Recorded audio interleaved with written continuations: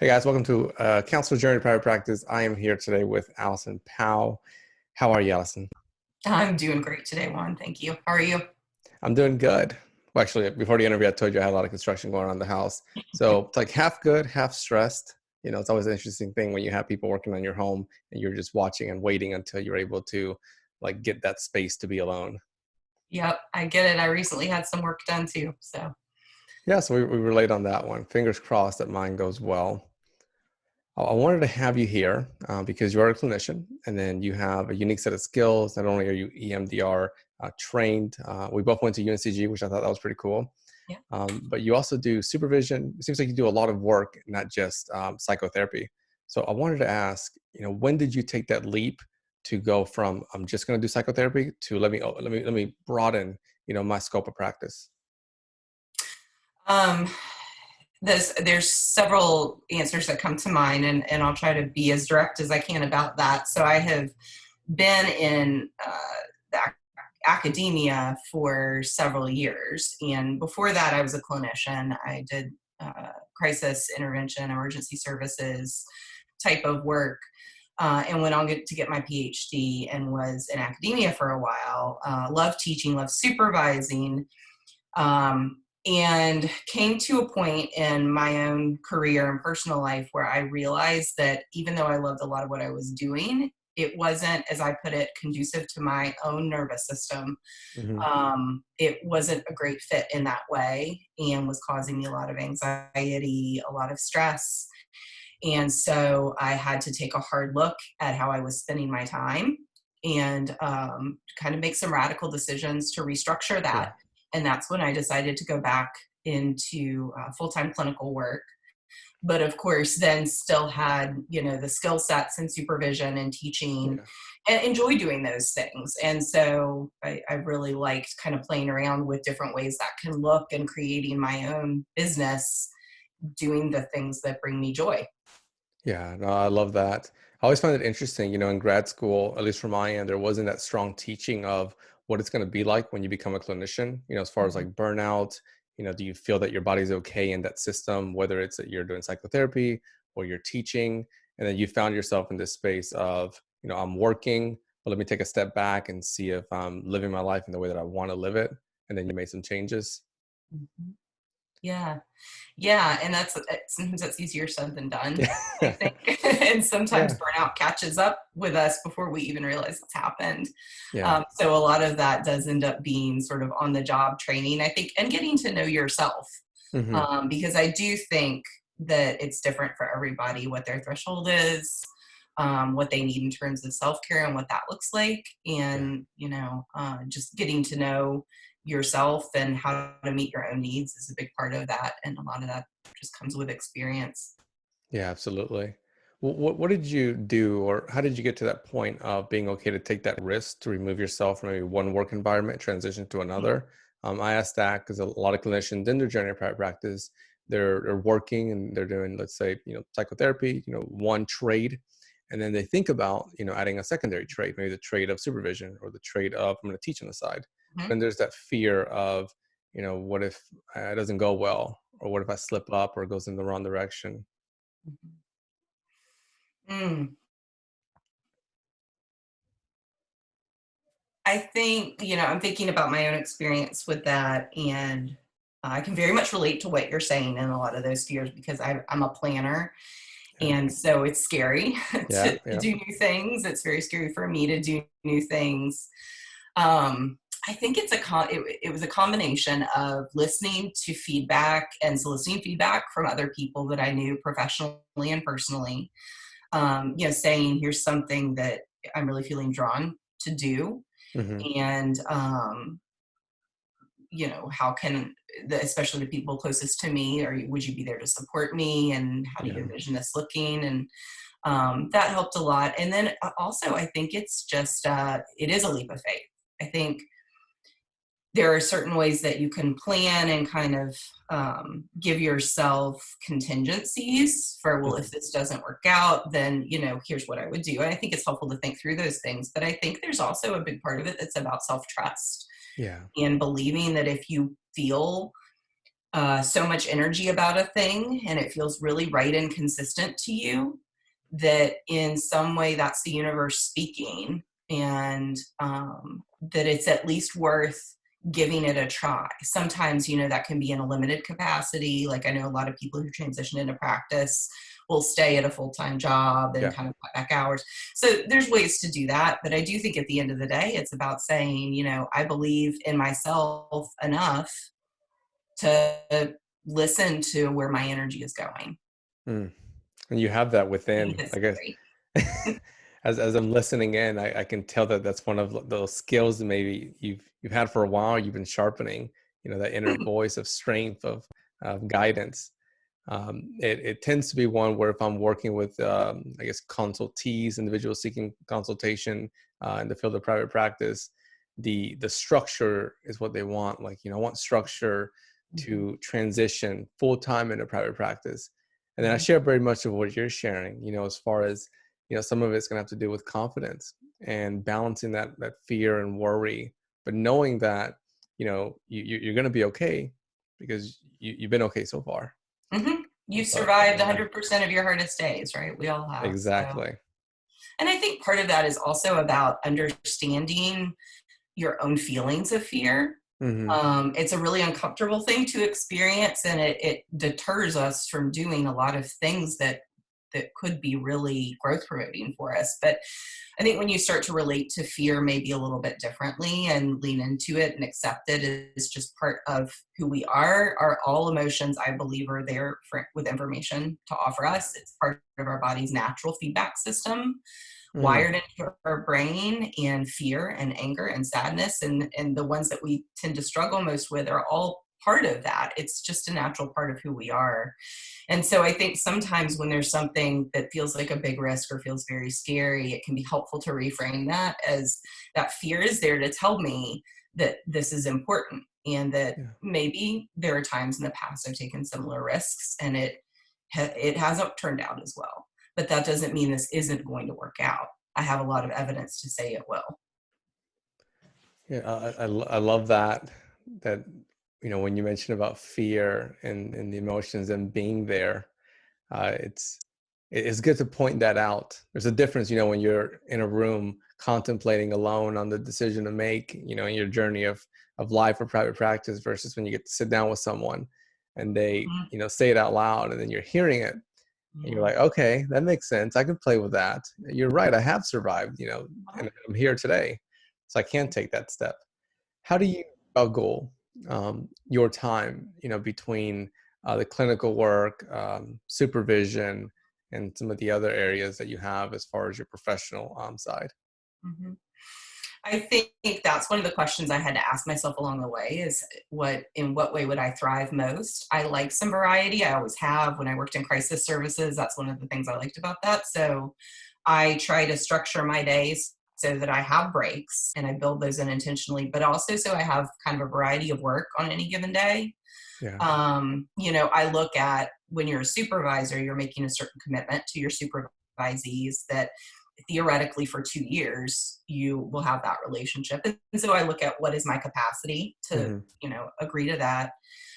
And I'm probably now about at capacity or close to it for supervision, but it feels like 60 supervision being 40 and counseling being 60. And that feels pretty good to me. That's about what my target was. So I think I Okay. just did some thinking early on again about what do I enjoy about work Hmm. and how can I set this up in a way that's going to energize me instead of drain me at the end of most of my days.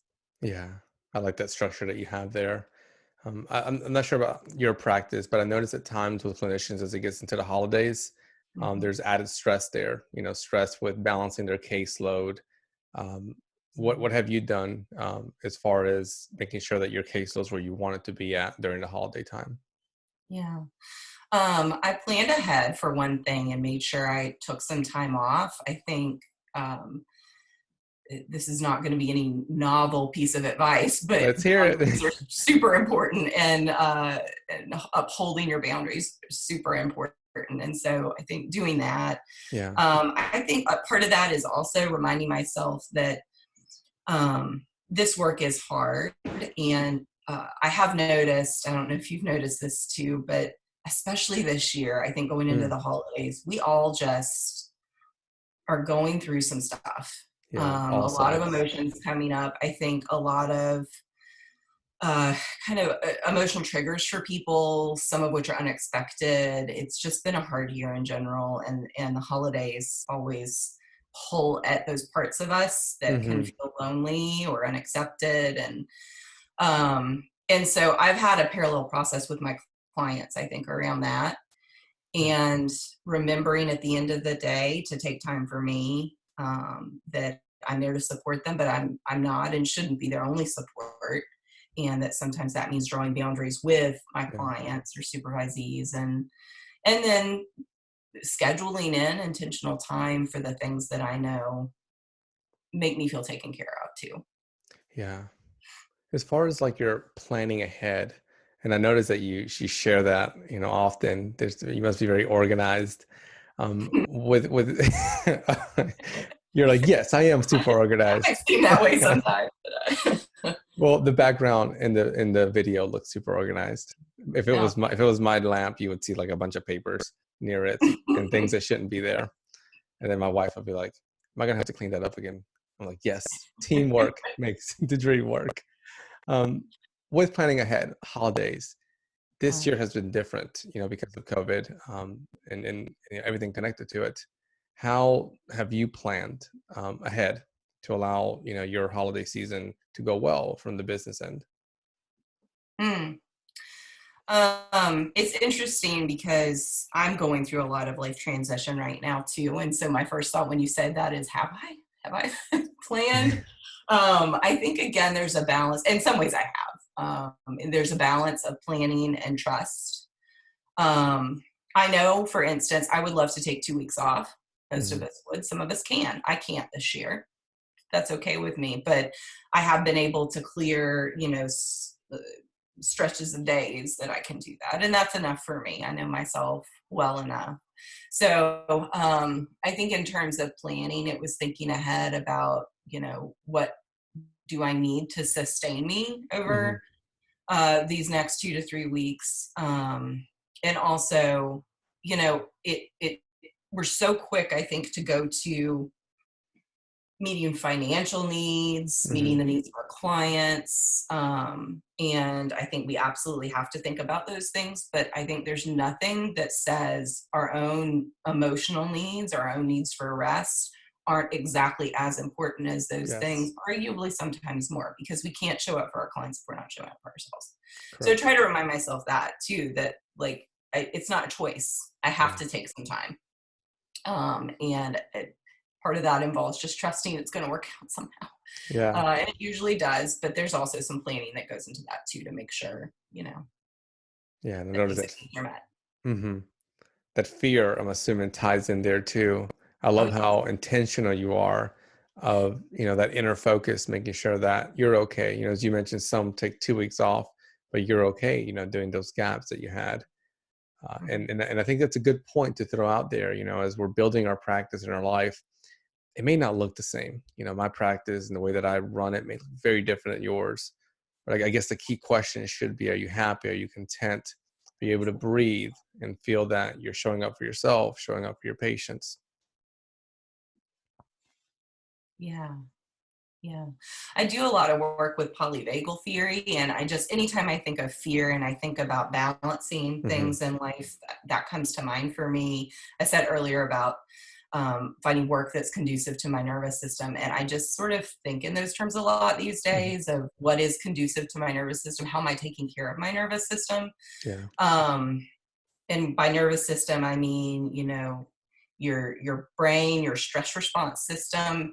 And so if I go through a day or a set of days where I notice I'm like right now, I notice I'm raising my shoulders a little bit, my muscles are a little bit tense, my heart's racing a little bit.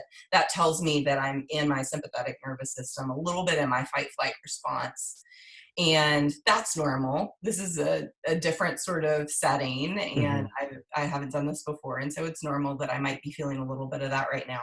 Yeah. But if I were to go several days of feeling that a lot, that would tell me that there's something I'm doing that isn't taking care of my nervous system. And what do I need to do to create space for myself where I can engage in activities that are going to calm me, that are Mm-hmm. going to soothe me, that are going to help me discharge some of that pent up energy. Yeah. So I just think in those terms a lot. And I think you have to develop kind of your own barometer for Mm-hmm. that. You're right. Everyone is different. Yeah. And I think Everyone's it, nervous system is different. yeah. I'm sorry, I didn't mean to interrupt there. My Fine. apologies. One of the ventures of technology when it decides to lag on you all of a sudden. Indeed. I have been the victim of that as well. The holidays, you mentioned a really good point earlier, and it reminded me of this conversation I was having with a colleague who's upstate in New York, and then we were just discussing, the feelings, the complicated feelings that come up during the holidays, but we found ourselves talking more about each other than those that we serve, and then we found that interesting as far as like time off. We kind of went back and forth of how COVID has impacted us, and are we able to show up for those that we want to show up? And then, if we're not, then it means we got to take a step back, right? We got to work on self-care and recovery. But if we take a step back, that means that we're not going to be able to serve those who really, really need us during this, pandemic. And I love that you're here because I think that's right up your alley. What do you think about that as far as just clinicians out there, they're doing private practice and they're trying to balance time off with their families, dealing with things that they're dealing with on their own. But then there's also that, that highlighter out there that's bright and it's hit with this pandemic. And, we are, we're first line responders. Yes. Yeah. And I appreciate you wording it that way, because I think we are, first responders in a very different way than the folks who are working direct contact with, Correct. those who are affected by COVID. But there is a secondary wave of mental health struggle and stress that's going on across the world in response to this too. And it is shared trauma is what I would consider it. And what I mean by that is both that we as mental health professionals are directly affected by it ourselves. Our lives have been changed by this, but also that we're tasked with supporting other people who are trying to get through this. So in some ways that helps us empathize. And I think a lot of what we all need right now is attunement and co-regulation with one another, and somebody saying, yeah, this really freaking sucks, doesn't it? Yeah. So I think sometimes that's beneficial, and sometimes it means that our threshold for tolerance of stress is lower than it would be at other times. And I think we have to find a place of grace and understanding for ourselves in that. So I would say to other practitioners, if you find that you're not able to see as many clients a day as you usually can, or you're finding yourself just stressed out, irritable, anger is really common response to stress and burnout. Your body is feeling the toll of the stress that you're carrying around. It's okay to say these are not normal times, and I shouldn't expect my body to respond normally to this. Maybe I need some more space here. Now I know there's limitations on that, financial and otherwise, for a lot of us too. But so I think part of it is just giving yourself permission for things to be different. And I think part of it is also just understanding what you need to do for yourself, kind of like what we were talking about before, that in order for us to engage with our clients, we have to be in our own calm, safe, socially engaged place, which is a different part of our nervous system than the part that's activated when we're stressed. So having some grace for that, I think, is necessary too, because just day to day, we got kids screaming in the background. We got my dog barks all the time in my sessions, we're all with family members. We're in different settings than we're used to. That stuff just amps up your nervous system in a way that isn't typical. So I think we just have to be aware of that, and aware that in order to give our clients our best, we have to keep ourselves grounded as best we can. And if we're not doing that, then maybe we need to give ourselves some more space. So I feel like that was a really long answer to that. But It those was are my perfect. thoughts. Yeah, no, it was perfect and laid out beautifully. I think, I think often when um, some of us, and I'll raise my hand and say, definitely done that. When we're in the journey of private practice, we're looking at, trying to make a certain income, whether it's put food on the table or, save up for a child's education.